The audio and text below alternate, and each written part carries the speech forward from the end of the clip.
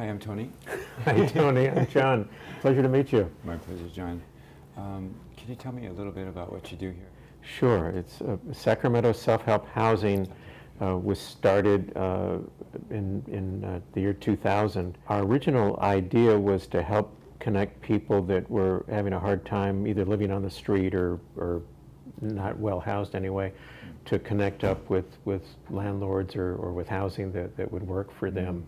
One of the ways we ended up finding was helpful to people because people couldn't afford to rent a place by themselves, was to make arrangements with landlords to where the landlords would let us kind of take over their house in a way, and we would move several people in who would share the home, and so each person would just pay a percentage of the total rent that was due, and so that became kind of our big thing. What recommendations would you make if somebody wanted to start something like this in another city like San Diego, let's say?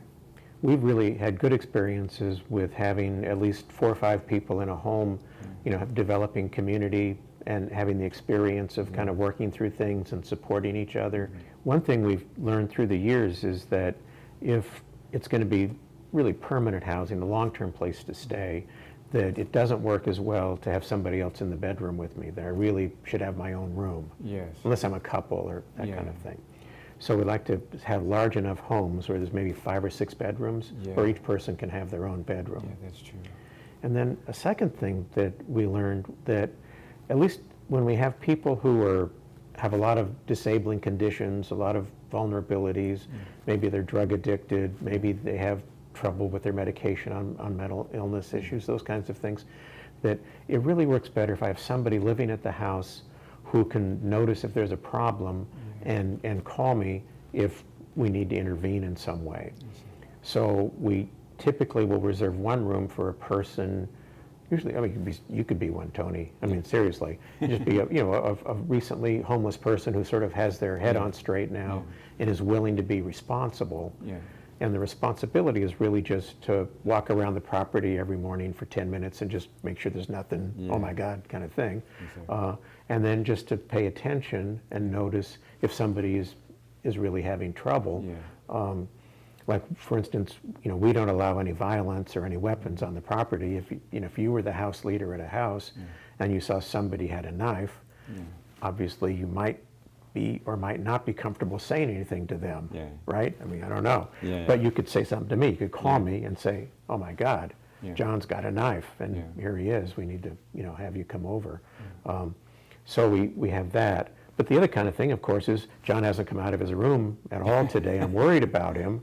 Knocked on the door, I couldn't hear anything.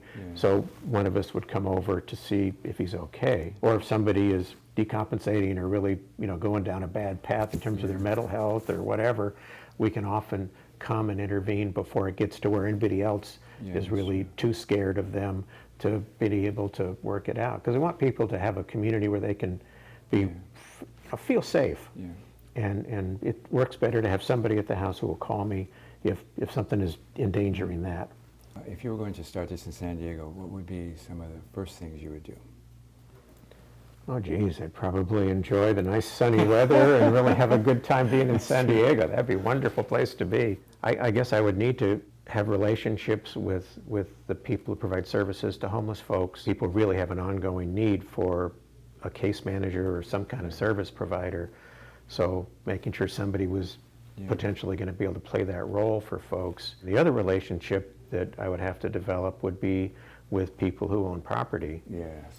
So I mean, some of that could be people who manage property for other people, but often it's directly people who own property.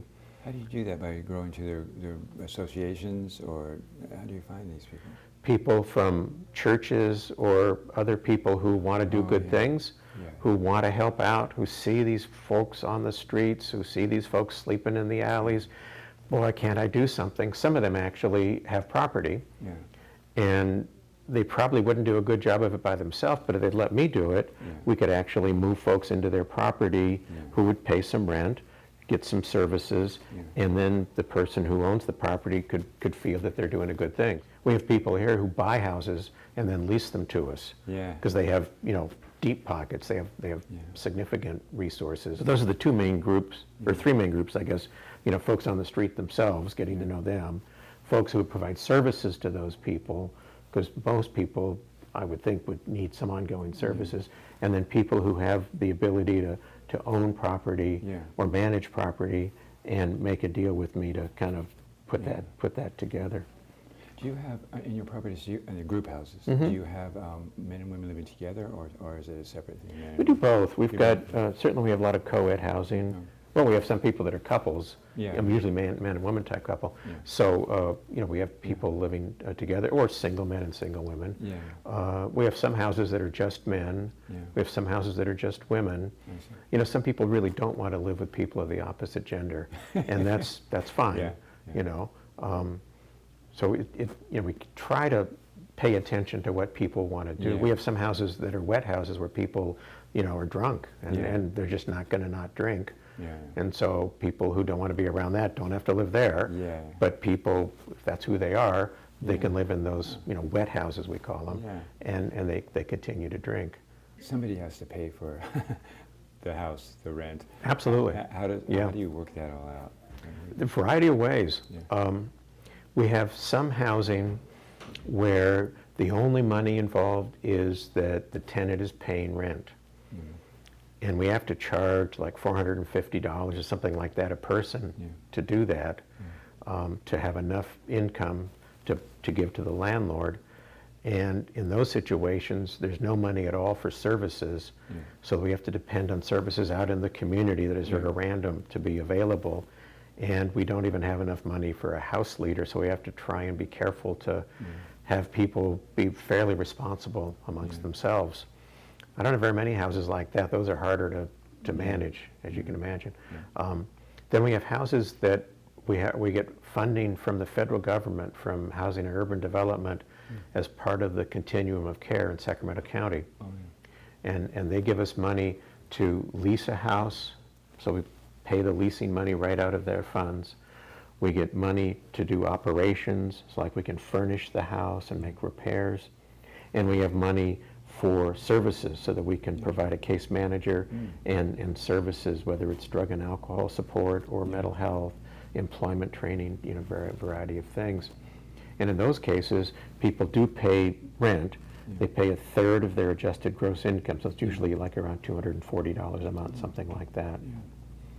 And then the third kind of thing we do would be more short-term stay kind of houses where people need to get off the street right away, but they're hoping to kind of get on their feet within just a few months, and we don't charge any rent at all there.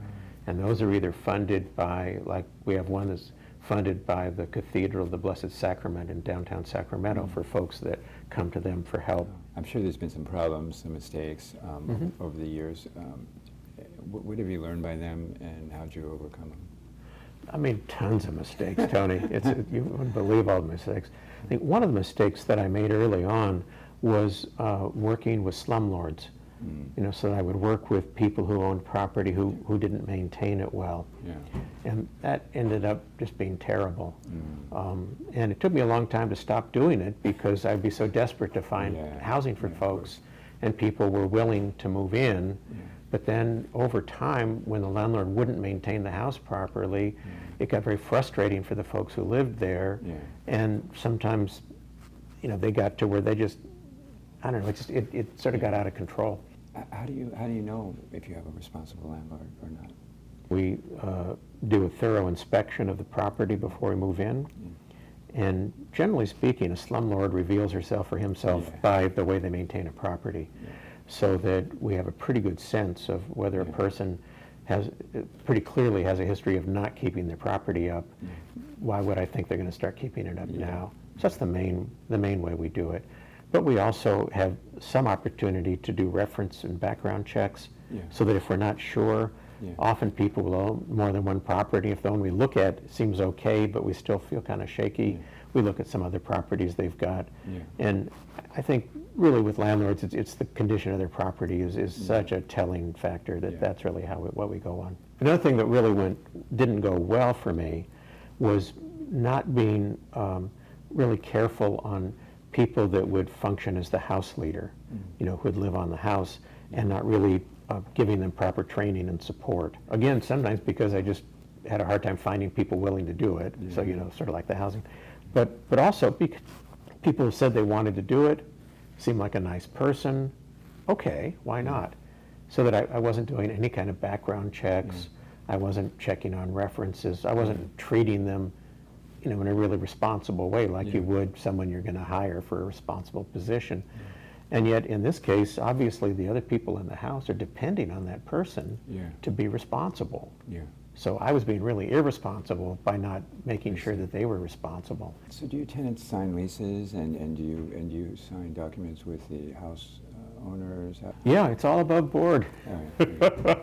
Yes, I actually lease if it's not a house that we own, I lease the house from the person who owns it, and I become the master tenant. So the person I'm leasing it from then doesn't have a direct relationship with the people who live in the house, just with me. So if they have a problem, they come to me. Or if we find out about a problem, I'm the one who goes to the owner. And then I sublease to the folks who move into the house. So they each have a rental agreement with me. And their agreement, say in the case of permanent supportive housing, includes that they're going to pay me a third of their adjusted gross income, so they pay rent.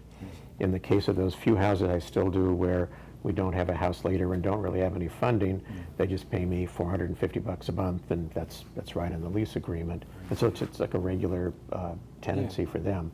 We have some other properties that we own. Usually someone has given them to us, like a city or something like that. So in those cases, we often have an agreement with the entity that gave us the home that says something about who we can have live on the property.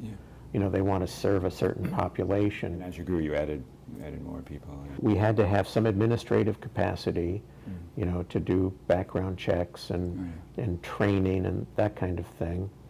We had to have some case management capacity, people who knew what they were doing, to help people, to refer them to proper resources, those kinds of things. Particularly when I was dealing with slumlords, I had to have property management people that could inspect property, try and keep me from doing that again, and then inspect regularly to make sure that things stayed nice. I mean, one of the key things is that people who live in the house feel like it's well cared for, that the furniture is not broken down, that the air conditioning works, that kind of thing. It needs to be a nice, comfortable place to live. So we had to have property management staff, had to have case management staff, had to have administrative staff. Now, when we first started out and had, only a handful of houses, we didn't have to have a lot of people for each of those functions. And some people could, do more than one thing. But we had to have people who knew how to do those things. How are you funded? Well, we get money from a lot of different places. Like I was saying earlier, we have now some contracts with the federal government through the continuum of care to provide permanent supportive housing. I think by the end of the year, we'll be up to around 200 people that we're housing that way. We have contracts with hospitals and healthcare providers because they, try to help the people that come into them for medical help. And one of the issues is it's very difficult for people to really get well if they're sleeping outside. So they pay us to house people in a couple of cases on a short-term basis while that we're working with them to get long-term housing. We have contracts with local jurisdictions like the county and cities to provide services to their residents, help them find housing or help them deal with, difficult landlords. So a lot of different kind of places. So what's the size of your organization? How many people do you actually house? So we have a couple of hundred people in permanent supportive housing. We have a little less than 100 people, I guess, in interim housing. We've got about 50 or 60 people in housing where there's not really any case management or funding or anything.